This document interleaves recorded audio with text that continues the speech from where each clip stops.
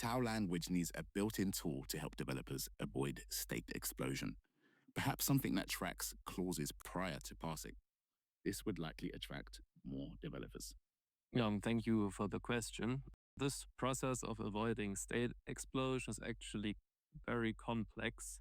And for example, the suggested clause size or something like that is not sufficient to really give an estimate on how many states running a formula will require. So there's actually just two options in general to avoid state explosions. The one is to make a language such that these explosions just don't happen.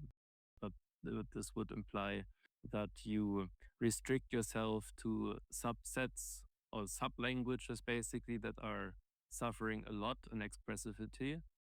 So for example, the Tau language as it is now wouldn't be expressible. And the other approach is that you yourself have to judge the formula on how execution will look like. So this is not something a tool can reliably do for you. This is much too intricate.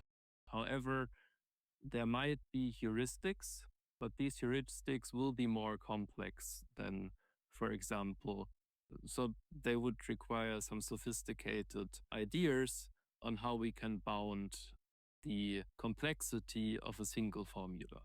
That is not something that has a priority as of now. For now, I think the best thing you can do is to think about how complex the formula is. Basically, does it have a lot of redundant information? Does it require a large look back so that the fixed point computations and the satisfiability algorithms will need longer? These kind of things are what will cause state explosion, aside from basic formulations in CNF or DNF. But yeah, this is not something that is reliably answerable by some kind of tool.